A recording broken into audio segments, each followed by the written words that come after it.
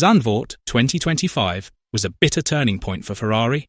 Instead of returning home with confidence, the legendary Maranello team was thrown into controversy when Lewis Hamilton's engineer, Ricardo Adami, revealed that Hamilton's car had been secretly modified without their consent. How did this confession affect the Ferrari team's confidence?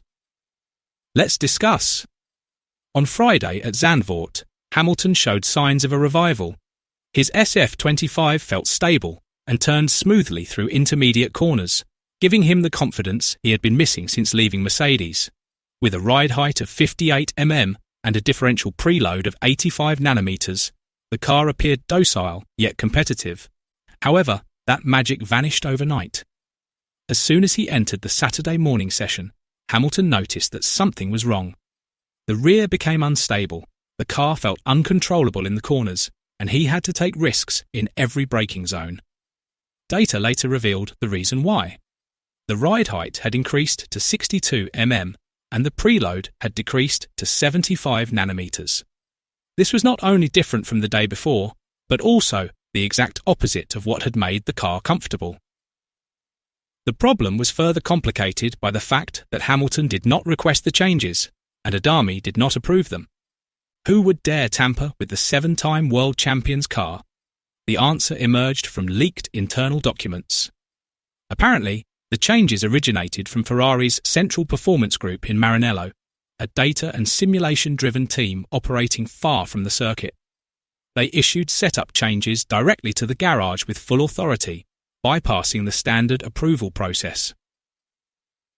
While Hamilton continued to struggle with an uncontrollable car, Leclerc enjoyed a nearly flawless SF25. He didn't even need to change his setup. It remained at 58 mm and 85 nanometers, exactly as it had been on Friday's test. The results on the track were clear. Leclerc performed steadily, quickly, and confidently, as if the car were an extension of himself. This sparked a wave of wild speculation in the paddock. Many wondered if Ferrari had used Hamilton as a guinea pig to test various technical simulations. Or was this a subtle form of favouritism, positioning Leclerc at the centre of the team's long-term project while forcing Hamilton to take risks for the sake of data?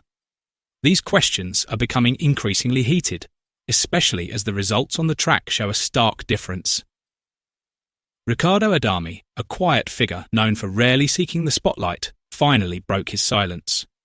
The man who has accompanied Lewis Hamilton in various track conditions confirmed that major changes were made without permission from him, as an engineer, or Hamilton.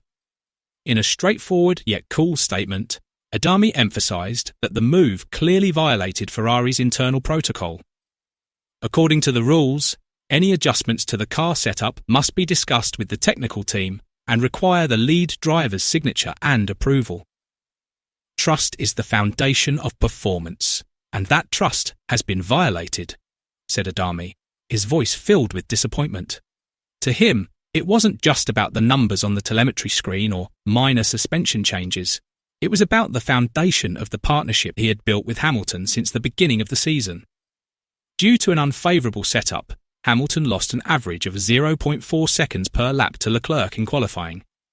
What seemed like a small gap on paper turned into a significant one on the track, enough to keep Hamilton stuck in the middle of the pack rather than competing at the front with his main rivals. Hamilton only managed a small points haul in the race, a result clearly not commensurate with the Ferrari car's potential that weekend. Ferrari missed a golden opportunity to close the gap on McLaren and keep Mercedes behind in the constructors' standings in this situation. However, the biggest impact wasn't reflected in the lap times, but rather in Ferrari's internal political dynamics. The Zandvoort Grand Prix revealed a slowly emerging shadow hierarchy within the team. Strategic decisions were no longer solely determined by the collaboration of drivers and engineers on the track. They were increasingly influenced by algorithms, simulation data, and instructions from the Maranello headquarters. For Lewis Hamilton, it wasn't just a loss of a few tenths of a second. It was a betrayal of the most fundamental principle of racing: absolute trust between a driver and his car. At Mercedes, he developed a close bond with Peter Bonington, Bono, where every change, no matter how small, was subject to discussion, transparency, and full approval. But now, at Ferrari, Hamilton faced a harsh reality. Technical decisions could come from the invisible hand at Maranello headquarters, thousands of kilometres away, without his knowledge or approval. For a 7-time world champion, this situation eroded his confidence and undermined the psychological foundation he needed to perform at the highest level. A big question began to echo in the paddock and the media. Was Ferrari building the SF25 to be Hamilton's weapon for his final glory? Or was the team simply using him as an experiment to ensure long-term benefits for Charles Leclerc, the young driver projected as the team's future? Ferrari's rivals certainly didn't miss the opportunity to comment on the situation rocking the Maranello-based team. McLaren openly viewed the situation as clear evidence that Ferrari was not yet a solid organisation. Red Bull was not far behind, sarcastically mocking Ferrari and asserting that their structure was far more compact, with virtually no room for such internal drama. Even Mercedes, Lewis Hamilton's former team, chimed in with a subtle but meaningful quip. Simulation is important, but it can never replace trust in the cockpit. The shadow of history once again haunted Ferrari. The legendary team lost both Alain Prost in 1991 and Fernando Alonso in 2014, due not only to inadequate car performance, but also because the drivers felt that their opinions were not valued in the decision-making process. These two incidents remain a deep wound in Maranello's history, a reminder that internal conflict can be more dangerous than defeat on the track. Now, Hamilton appears to be at a similar crossroads, facing a major dilemma: persevere and fight, or find a way out before it's too late. The 2025 Dutch Grand Prix has reopened old wounds for Ferrari, wounds that the team has tried to hide behind a grandiose image and long tradition. The fundamental conflict between trusting data and trusting driver instinct has come to the surface, exposing the gulf between the team's central control and the voice from behind the wheel. For Lewis Hamilton, this situation is far more serious than just a bad weekend. He sees it as a real threat to his most ambitious mission: winning an 8th title and making new history in Formula One.